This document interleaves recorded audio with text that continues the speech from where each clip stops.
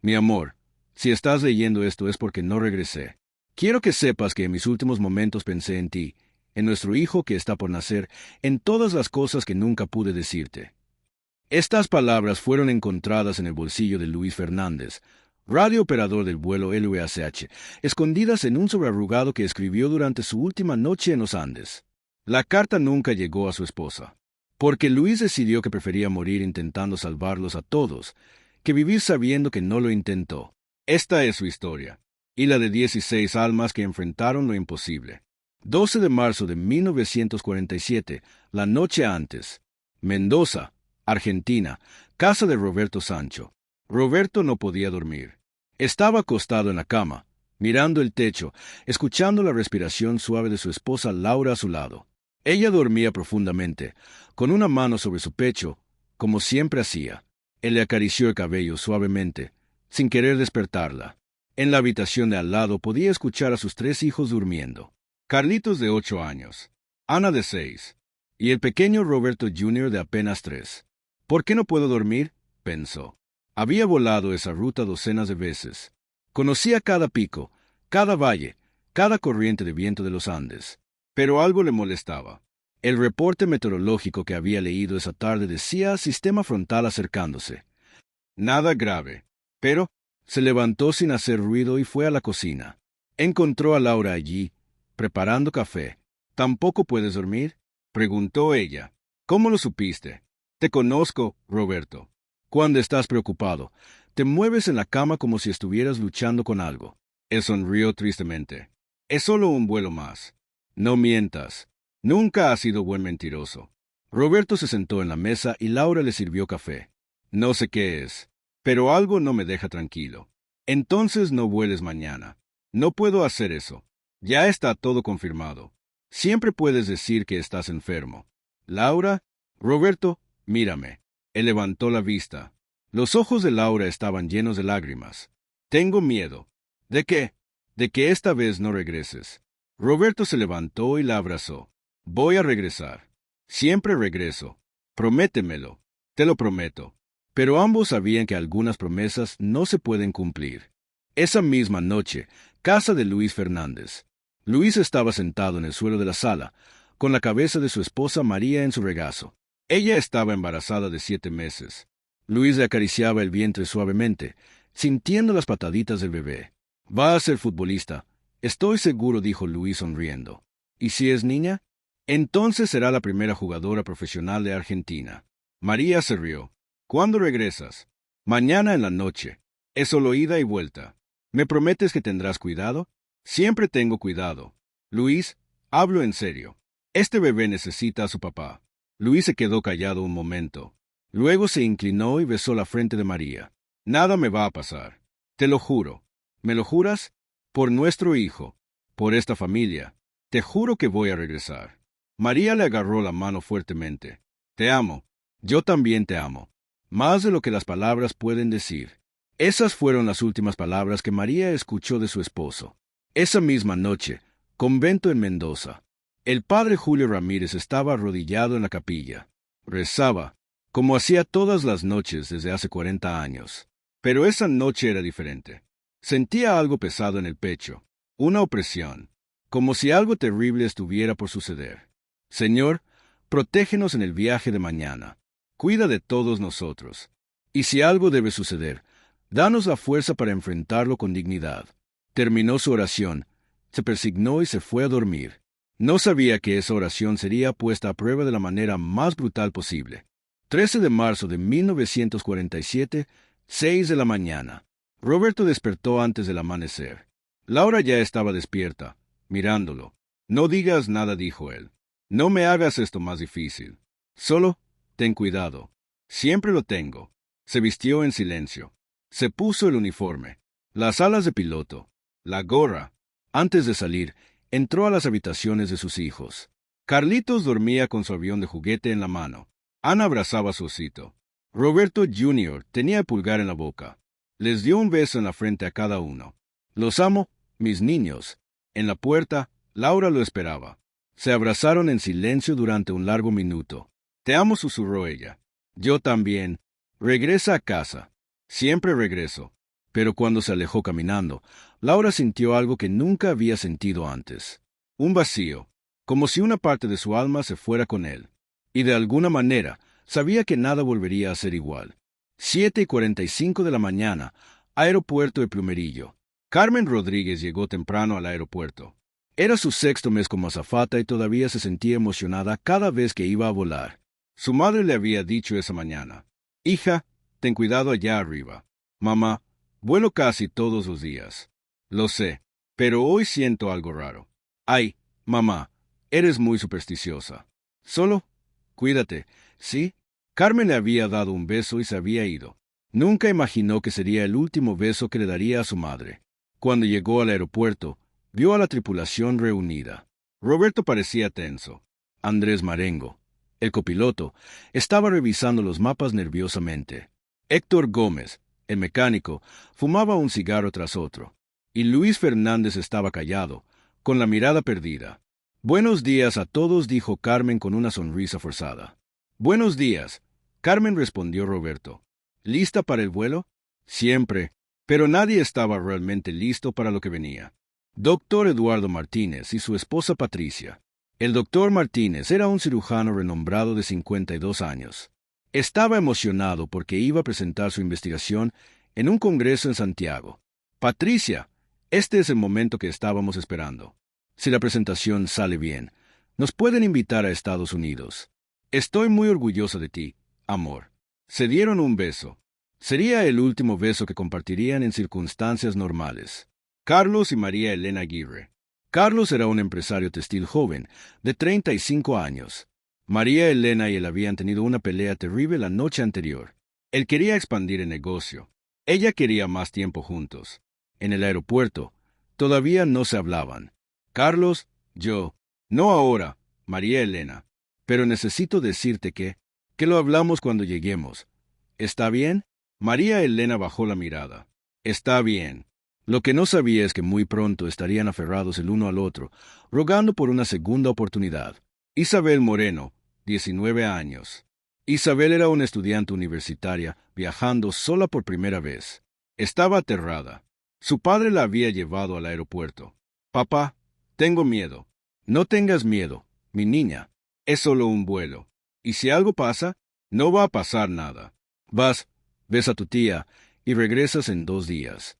¿Me prometes que todo va a estar bien?» Su padre la abrazó fuerte. «Te lo prometo. Te amo, papá». «Yo también te amo, Isabel. Más que a nada en el mundo». Esas palabras resonarían en la mente de Isabel durante las 72 horas más terribles de su vida. 8:30 de la mañana. Última revisión del avión. Héctor Gómez estaba debajo del motor derecho. Y lo que vio le heló la sangre. Había aceite goteando. No era una simple mancha. Era un goteo constante. «Roberto, necesitas ver esto». Roberto se acercó. «¿Qué tan grave es?» «No lo sé. Podría ser solo un sello. O podría ser algo interno. ¿Cuánto tiempo necesitamos para revisarlo bien?» 3, 4 horas mínimo». Roberto miró su reloj. Los pasajeros ya estaban abordando. Si cancelaba el vuelo ahora, tendría que explicarle a la aerolínea por qué. Y en 1947, los pilotos se cancelaban vuelos por precaución, no duraban mucho en el trabajo. «Llena el aceite. Monitoramos en vuelo. Si empeora, regresamos». Héctor lo miró fijamente. «Roberto, tengo un mal presentimiento sobre esto». «Héctor, llevamos años volando juntos. ¿Cuántas veces has tenido un mal presentimiento?» «Muchas. ¿Y cuántas veces pasó algo?» «Ninguna. Pero eso no significa». «Exacto. Solo es un presentimiento». Héctor suspiró. «Está bien. Pero esto va en el reporte». «Por supuesto». Ninguno de los dos sabía que esa decisión condenaría a 17 personas a 72 horas de infierno. 8:45 de la mañana, dentro del avión. Los pasajeros se acomodaron en sus asientos. Carmen los recibía con su mejor sonrisa, pero por dentro sentía un nudo en el estómago. El padre Julio se sentó en el asiento de la ventana. Isabel se sentó junto a él, temblando. «¿Primera vez que vuelas, niña?», preguntó el padre con voz amable. «Sí, padre. Estoy muy nerviosa». «No tengas miedo. Dios está con nosotros». «¿Usted cree, padre?» «Claro que sí. Siempre lo está». Isabel se tranquilizó un poco. ¿Puedo pedirle algo? Padre, lo que quieras. ¿Puede rezar por nosotros? Para que todo salga bien. El padre Julio le puso una mano en el hombro. Ya lo estoy haciendo, hija. Pero ni siquiera sus oraciones podrían detener lo que venía. 8:50 de la mañana, en el cockpit. Roberto y Andrés completaban el checklist. Combustible, lleno. Instrumentos, verificados. Controles, libres y correctos. Motores, Roberto miró a Héctor. Motor izquierdo, presión de aceite normal. Temperatura normal. Motor derecho, Héctor hizo una pausa. Presión de aceite, 45 libras por pulgada cuadrada. Un poco baja, pero dentro de límites. Temperatura, normal. Bien, continuamos. Luis Fernández, el radiooperador, estaba callado en su estación. Roberto lo notó.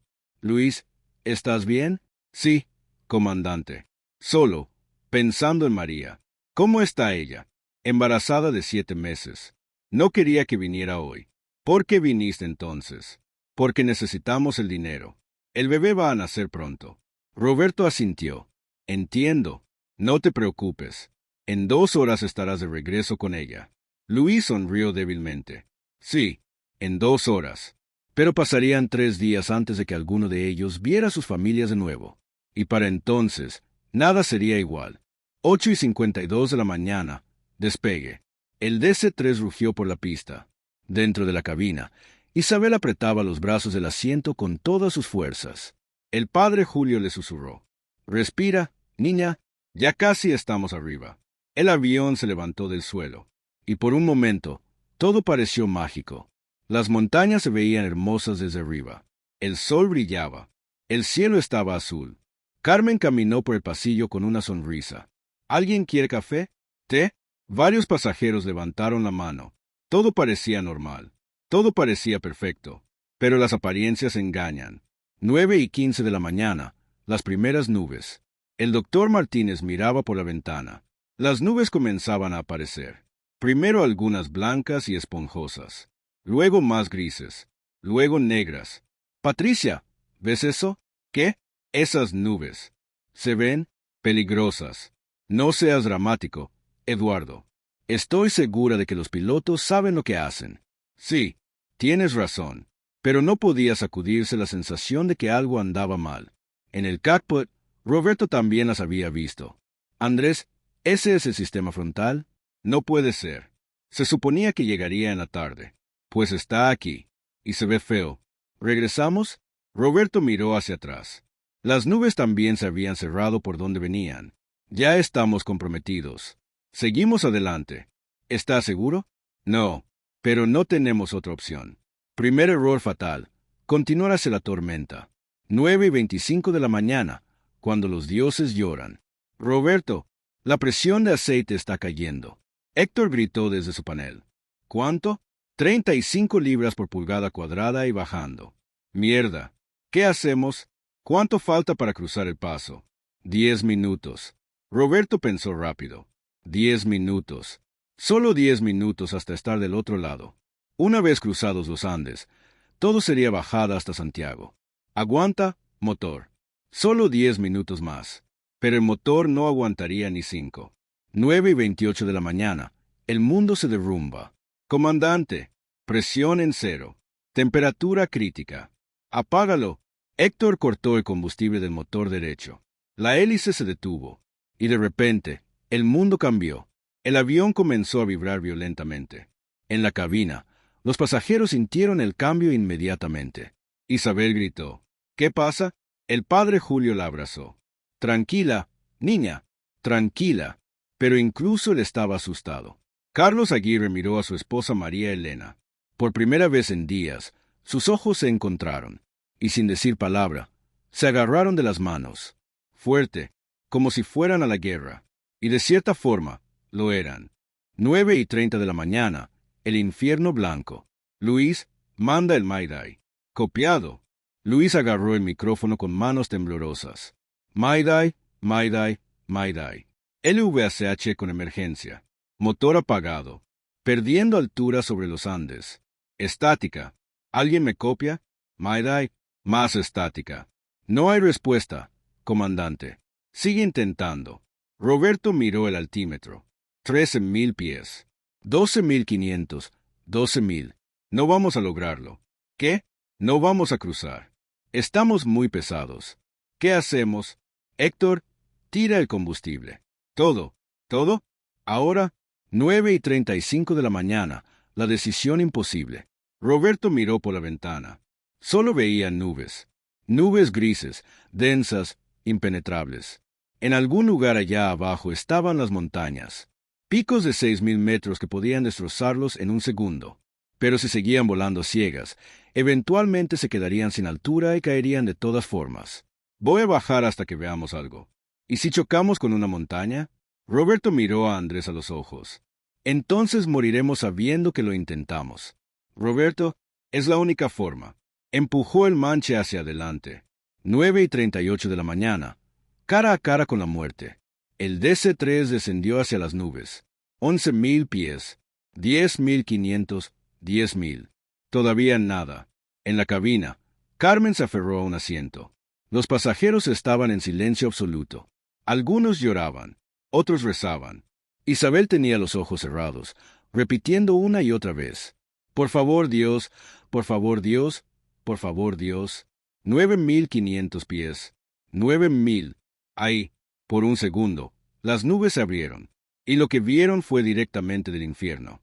Una pared de roca negra a menos de 300 metros, tan cerca que podían ver las grietas en la piedra. Tira, tira, tira. Roberto jaló con toda su alma. El DC-3 se levantó, rozando el pico por centímetros. Todos en la cabina gritaron. El avión se sacudió violentamente, y volvieron a entrar en las nubes. Roberto estaba respirando como si hubiera corrido un maratón.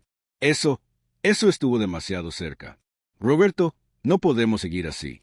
Nos vamos a matar. Lo sé. Entonces, ¿qué hacemos? Roberto miró adelante, y entre las nubes, como un regalo del cielo, vio algo. Un claro, un pequeño valle entre dos montañas, y en el fondo del valle, un espacio plano cubierto de nieve. Ahí. Voy a aterrizar ahí. ¿Estás loco? Probablemente. Roberto, no sabemos qué tan duro está el suelo. No sabemos si hay rocas. No sabemos nada. Roberto lo miró. Andrés, si no aterrizamos ahora, en 5 minutos nos vamos a estrellar de todas formas. Al menos así tenemos una oportunidad. Andrés cerró los ojos por un segundo. Luego asintió. Está bien. Hagámoslo. Héctor, prepara a los pasajeros. 9:40 de la mañana, los últimos 60 segundos. Héctor salió del cockpit tambaleándose. Entró a la cabina, y lo que vio lo partió en dos. Rostros aterrorizados, lágrimas, manos agarradas, rezos. Eran solo personas. Personas asustadas que querían llegar a casa. Escúcheme, todos, gritó con voz quebrada. Todos lo miraron. Vamos a hacer un aterrizaje de emergencia. Necesito que se pongan en posición. Cabeza entre las rodillas, manos sobre la cabeza. Ahora, Isabel comenzó a llorar histéricamente. No quiero morir. No quiero morir. El padre Julio la abrazó. No vas a morir, hija. Te lo prometo. No puede prometerme eso. Sí puedo. Porque Dios está con nosotros. ¿Dónde está Dios? ¿Dónde está? El padre no tenía respuesta. Solo la abrazó más fuerte. Carlos Aguirre miró a María Elena. María Elena, perdóname. Por todo. Por no escucharte. Por no darte tiempo. Por ser un idiota. Carlos, te amo. Siempre te he amado. Y si esto es el final, quiero que sepas que fuiste lo mejor que me pasó en la vida. María Elena lloraba. Yo también te amo. Y tenemos que sobrevivir. ¿Me oyes? Tenemos que sobrevivir. Se besaron, como si fuera el último beso de sus vidas. Y tal vez lo era.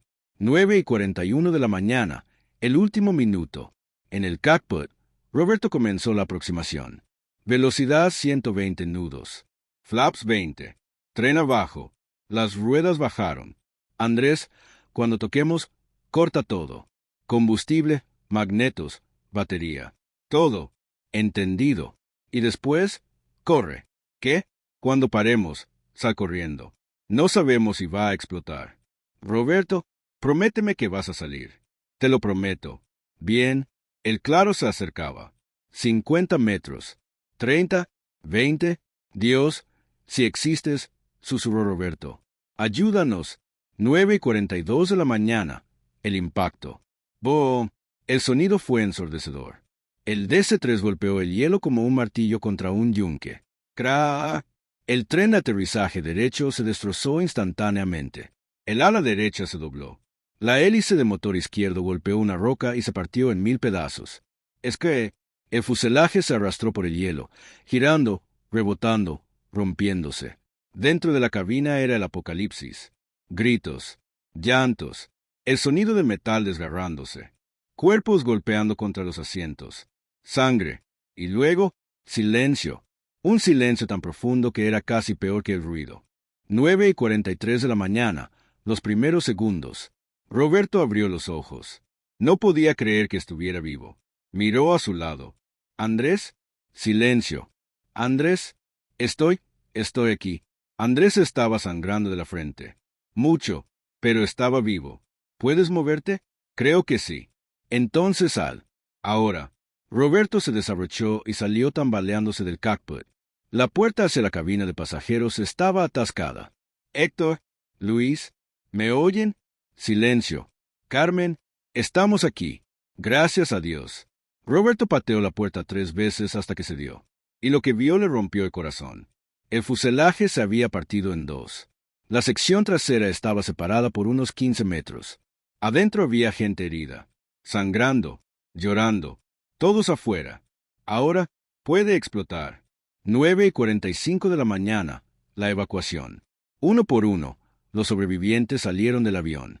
Algunos caminando, otros arrastrándose, otros siendo cargados. Carmen ayudó a Isabel, que estaba en shock. El doctor Martínez salió cargando a su esposa Patricia, que tenía el tobillo roto. Carlos Aguirre ayudó al padre Julio, que se había golpeado la cabeza. Luis Fernández salió último, sujetándose las costillas. Y cuando todos estuvieron afuera, se dieron cuenta de dónde estaban. 9:50 de la mañana, la verdad terrible. Estaban en medio de la nada, rodeados de montañas gigantes cubiertas de nieve. El viento soplaba con furia, llevándose el calor de sus cuerpos. La temperatura era de menos 25 grados centígrados, y caería a menos 30 grados centígrados por la noche. No había árboles, no había refugio, no había nada, solo nieve, hielo y muerte. Isabel empezó a llorar. Vamos a morir aquí, ¿verdad? Nadie respondió, porque todos pensaban lo mismo. Roberto miró a su alrededor. El avión estaba destruido. No había forma de repararlo. No había forma de volar de regreso. Y lo peor de todo, no había radio. Estaban completamente aislados del mundo. Nadie sabía dónde estaban. Nadie vendría a buscarlos. Estaban solos, en el infierno blanco. 10 de la mañana, el conteo. Roberto reunió a todos. Necesito saber quién está herido. Carmen levantó la mano. Yo estoy bien. Solo cortes. ¿Alguien está herido de gravedad? El doctor Martínez habló. Mi esposa tiene el tobillo roto.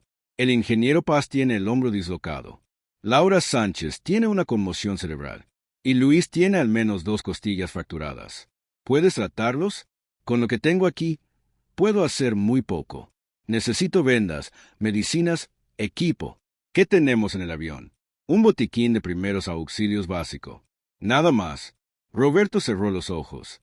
Está bien. Haz lo que puedas. Luego miró a todos. 17 rostros lo miraban de vuelta. Asustados. Desesperados. Esperando que tuviera respuestas. Pero él no tenía ninguna. Escúchenme todos, dijo con voz firme. Sé que tienen miedo. Yo también. Pero vamos a sobrevivir esto. ¿Me entienden? Vamos a sobrevivir. ¿Cómo? Gritó José Luis Torres, el periodista. Estamos en medio de la nada. Nadie sabe dónde estamos. Entonces haremos que nos encuentren. ¿Cómo? Roberto no tenía respuesta, pero no podía mostrar debilidad. Primero, necesitamos refugio. Segundo, necesitamos hacer fuego. Tercero, necesitamos inventariar qué tenemos. Y cuarto, necesitamos un plan. Comandante, habló Héctor con voz grave. Necesito hablar con usted. A solas. 10:15 de la mañana. La verdad brutal. Roberto y Héctor se alejaron del grupo. Dime. Héctor encendió un cigarro con manos temblorosas. La radio está destruida. Completamente. No hay forma de repararla. ¿Estás seguro? Seguro. El transmisor se partió en dos durante el impacto. Roberto sintió como si le hubieran dado un puñetazo en el estómago. ¿Y los motores? Chatarra, los dos. El derecho ya estaba muerto. El izquierdo se destruyó en el aterrizaje. ¿Qué podemos salvar del avión? Los asientos, algunas mantas, el poco combustible que queda en los tanques, algunos cables. Tal vez pueda improvisar algo para hacer fuego. ¿Comida? Héctor bajó la mirada. Carmen dice que hay 6 sándwiches, 3 termos de café y algunas galletas. Para los pasajeros. ¿Eso es todo? Eso es todo. Roberto hizo los cálculos mentalmente. 17 personas. ¿Comida para quizás 2 comidas? Necesitamos racionar todo. Roberto, no vamos a durar mucho aquí. No digas eso. Es la verdad. Hace un frío del carajo. No tenemos comida. No tenemos refugio adecuado. Y la mitad del grupo está herido. ¿Cuánto tiempo crees que podemos aguantar? Héctor fumó profundamente. Si tenemos suerte, 48 horas. Tal vez 72. Entonces tenemos 72 horas para que nos rescaten. ¿Y si no vienen? Van a venir. ¿Cómo lo sabes? Porque tienen que venir. No hay otra opción. Pero ambos sabían que estaban mintiendo. Nadie sabía dónde estaban. Y las posibilidades de que los encontraran en ese infierno blanco eran casi nulas. 11 de la mañana, construyendo el refugio. El grupo trabajó en silencio. Arrastraron asientos del avión. Usaron pedazos de fuselaje como paredes. Hicieron un refugio improvisado contra el viento. No era mucho, pero era algo. Isabel trabajaba junto a Carmen. ¿Crees que nos van a encontrar? Preguntó con voz temblorosa. Carmen no sabía qué decir. Claro que sí, mi niña. Solo tenemos que aguantar un poco. ¿Cuánto es un poco? No lo sé. Tengo miedo. Yo también. Isabel comenzó a llorar. Nunca voy a ver a mi papá otra vez. ¿Verdad? Carmen la abrazó. Si lo vas a ver. Te lo prometo. No puedes prometer eso. Sí puedo. Porque vamos a salir de aquí. Todos. Pero ni siquiera ella creía a sus propias palabras. 2 de la tarde. La primera comida. Roberto reunió a todos. Tenemos muy poca comida. Así que vamos a racionar todo. Hoy comerán medio sándwich y un poco de café cada uno. ¿Medio sándwich? Protestó Carlos Aguirre. Tengo hambre. Todos tenemos hambre. Pero es lo que hay. ¿Y mañana? Mañana veremos. Carmen distribuyó la comida. Cada persona recibió medio sándwich del tamaño de la palma de la mano y un poco de café tibio. Isabel miró su porción y comenzó a llorar. No puedo comer esto. Es muy poco. El padre Julio le puso una mano en el hombro. Niña, cada bocado es un regalo. Come despacio, saboréalo y agradece que tenemos algo. Pero tengo mucha hambre. Lo sé. Todos la tenemos. Comieron en silencio. Algunos lloraban mientras masticaban. Otros simplemente miraban al vacío. La realidad comenzaba a golpearlos. Podían morir allí. 4 de la tarde. El fuego que salvó vidas. Héctor finalmente logró hacer fuego. Usó combustible de avión, algunos cables y una chispa de la batería. Cuando las primeras llamas aparecieron, todos gritaron de alegría. ¡Fuego! ¡Tenemos fuego! Se acercaron todos, desesperados por el calor. Sus manos estaban azules por el frío, sus labios agrietados, sus cuerpos temblando. Patricia Martínez, con el tobillo roto, lloraba del dolor. No aguanto más. Duele demasiado.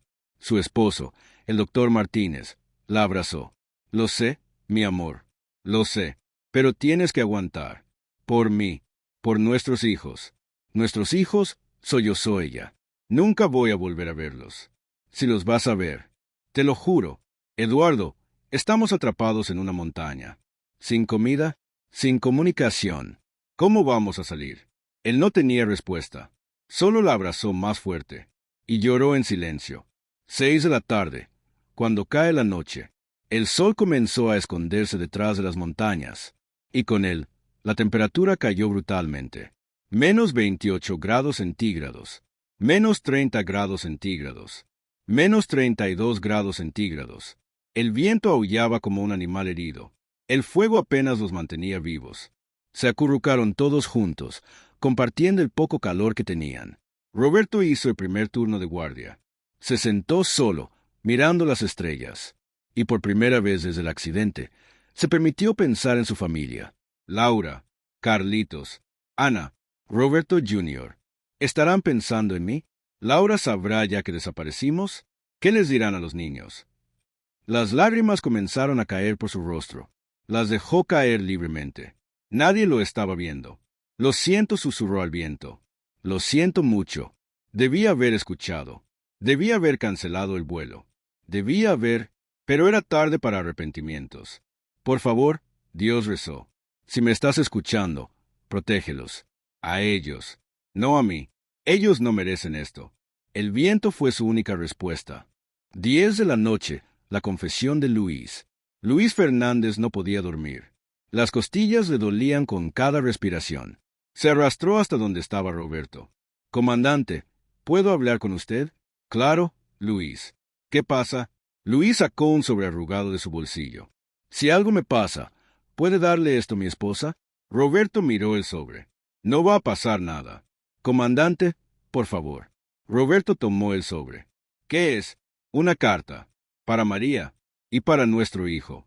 Luis, ella está embarazada de 7 meses. Ni siquiera sabe si es niño o niña.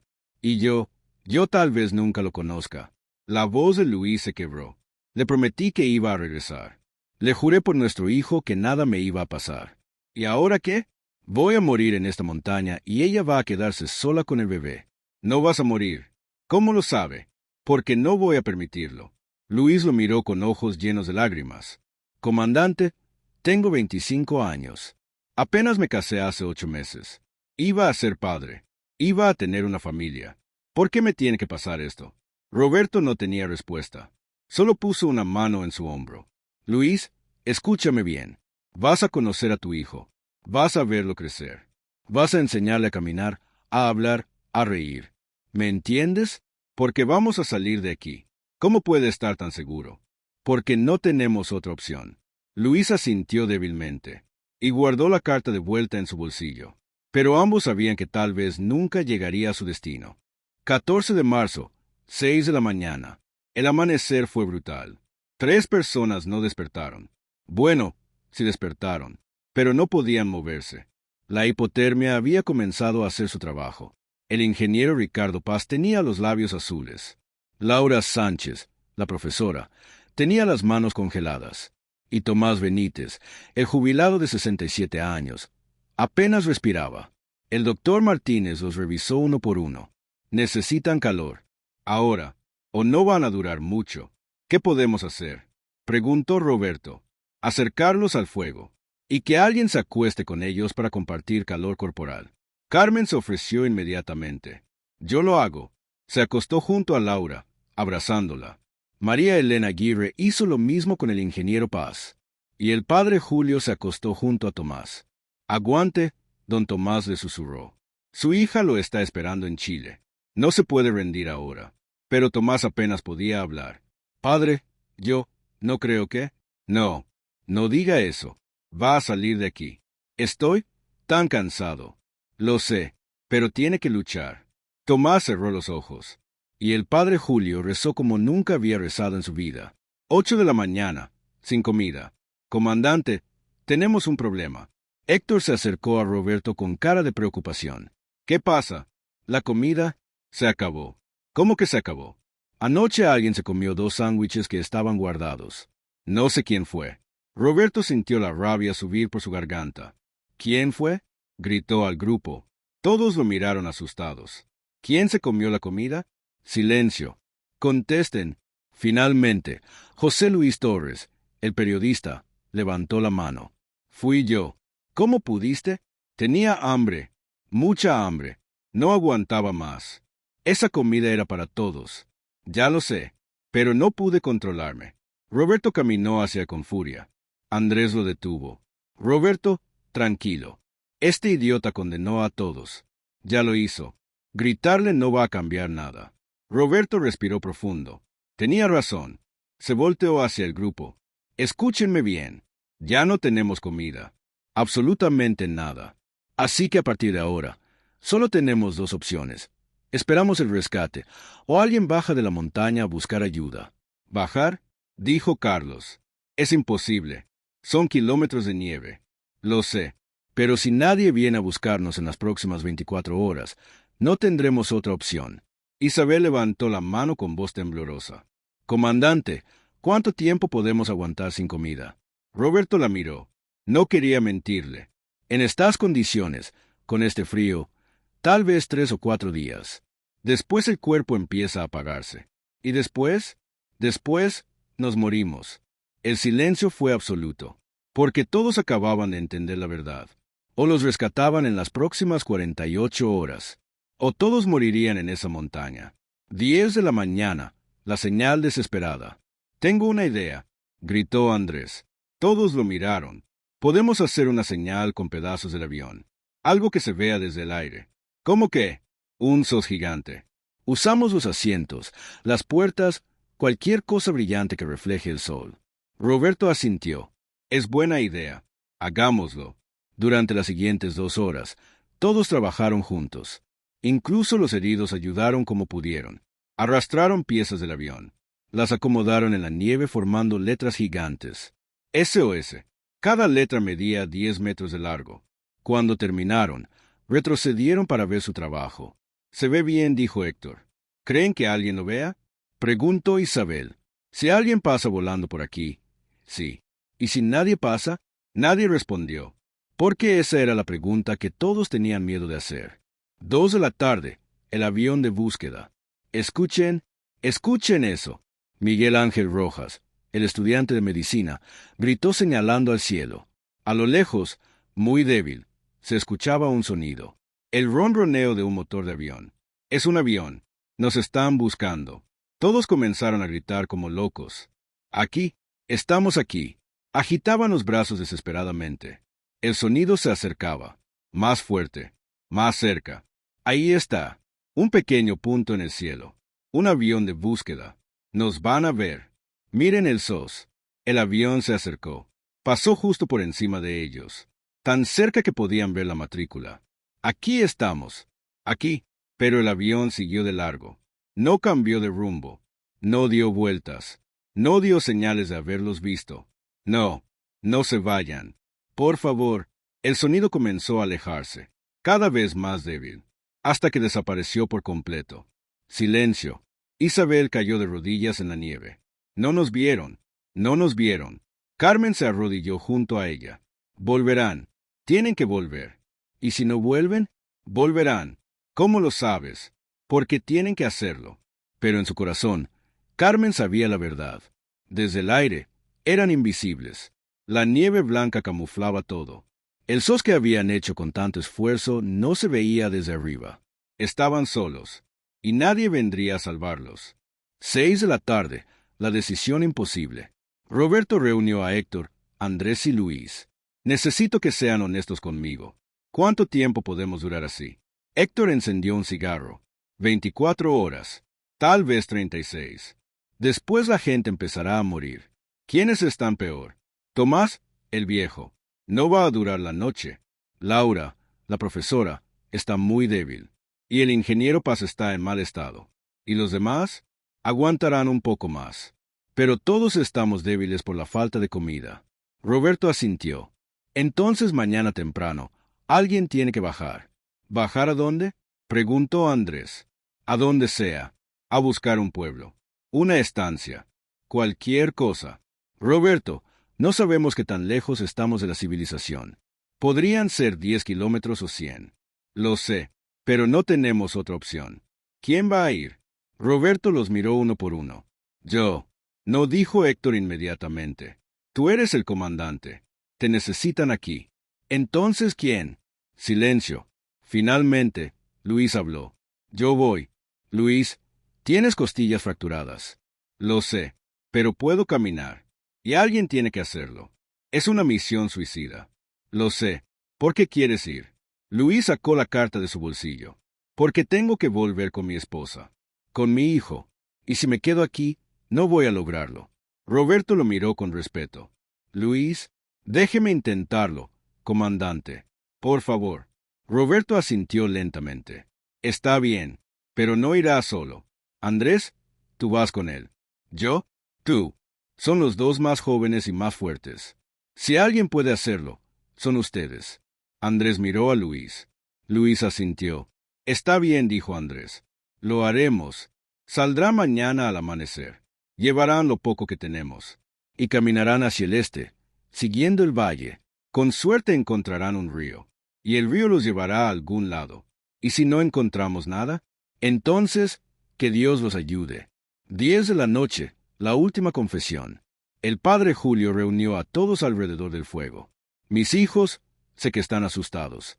Yo también lo estoy. Pero quiero que sepan algo importante. Todos lo miraron. La muerte no es el final. Es solo el principio de algo nuevo. Padre, dijo Isabel llorando. No quiero morir. Tengo solo 19 años. Quiero vivir. Lo sé, hija. Y vas a vivir. ¿Cómo puede estar tan seguro? Porque Dios tiene un plan para cada uno de nosotros. Y tu plan todavía no termina. ¿Y si Dios nos abandonó? El padre sonrió tristemente. Dios nunca abandona a sus hijos. Aunque a veces parece que sí. Entonces, ¿por qué nos está pasando esto? No lo sé. A veces las cosas malas pasan sin razón. Pero lo que importa es cómo respondemos. Carlos Aguirre habló. Padre, si no salimos de aquí, ¿podría casarnos? A María Elena y a mí. Oficialmente. ¿No están casados? Solo por el civil. Nunca tuvimos una boda religiosa. El padre asintió. Será un honor. Y ahí, en medio del hielo, bajo las estrellas, con el fuego como único testigo, el padre Julio casó a Carlos y María Elena. Carlos, ¿aceptas a María Elena como tu esposa, para amarla y respetarla todos los días de tu vida? Sí, acepto. María Elena, ¿aceptas a Carlos como tu esposo, para amarlo y respetarlo todos los días de tu vida? Sí, acepto. Entonces, por el poder que Dios me ha dado, los declaro marido y mujer. Se besaron, y todos aplaudieron, con lágrimas en los ojos, porque era hermoso y triste al mismo tiempo. Un matrimonio en medio del infierno. Una celebración de amor frente a la muerte. Un momento de luz en la oscuridad más profunda. 15 de marzo, 5 de la mañana. Luis y Andrés se prepararon para partir. Llevaban una manta cada uno, un pedazo de metal afilado como cuchillos cerillos, solo 6, y esperanza. Roberto les dio instrucciones finales. Sigan el valle hacia el este. Si encuentran un río, síganlo hacia abajo. Los ríos siempre llevan a algún lado. Y si no encontramos nada, regresen antes del anochecer. No se queden atrapados en la oscuridad. Luis abrazó a Roberto. Si no regresamos, van a regresar. Pero si no, cuide a los demás. Por favor. Lo haré. Andrés se despidió de todos. Cuando llegó a Carmen, ella lo abrazó fuerte. Ten cuidado. Lo tendré. Prométeme que regresarás. Te lo prometo.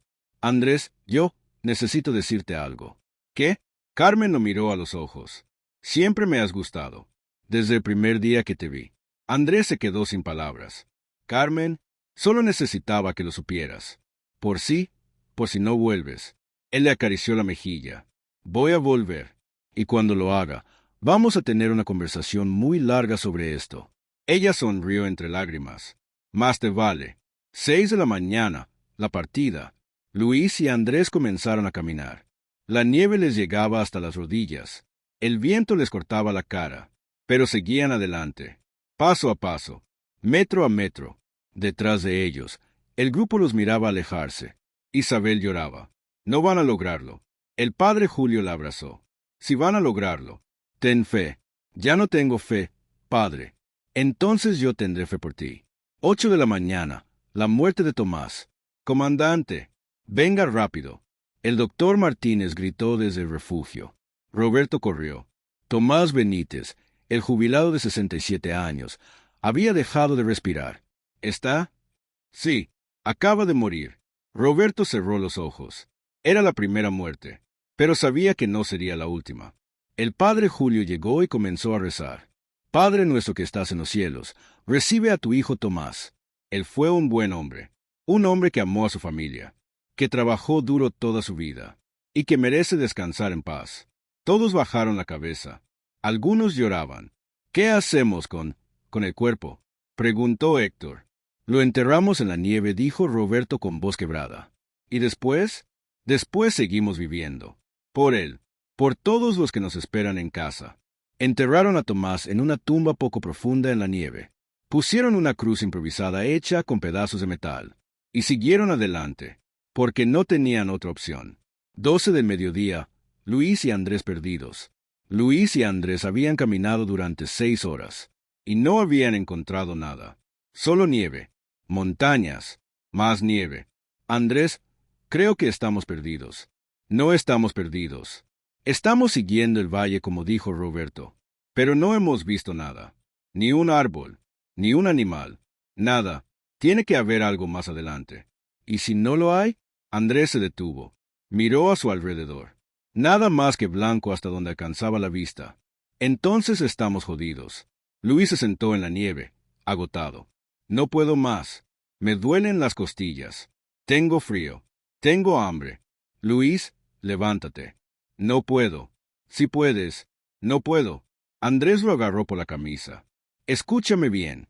Tienes una esposa embarazada esperándote en casa. Un hijo que va a nacer en 2 meses. ¿Vas a rendirte ahora? ¿Vas a dejar que tu hijo crezca sin padre? Luis comenzó a llorar. No quiero morir aquí. Entonces levántate. Y sigues caminando.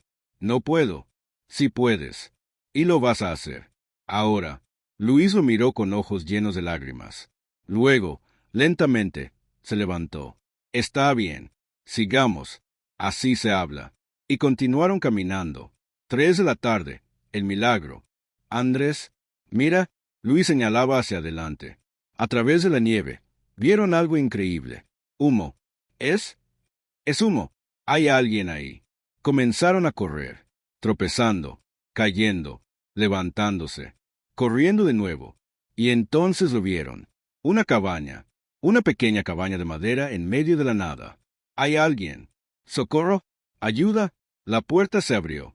Un hombre mayor salió, con una escopeta en las manos. ¿Quiénes son ustedes? Por favor, ayúdenos. Hay un avión caído. Hay gente muriendo. El hombre bajó el arma. Dios mío. Pasen. Rápido. 6 de la tarde. El rescate. 2 horas después, un helicóptero de rescate despegó hacia las montañas. Llevaba médicos, mantas, comida y esperanza. En la montaña, Roberto escuchó el sonido del helicóptero acercándose. Al principio no lo podía creer. ¿Escuchan eso? Todos le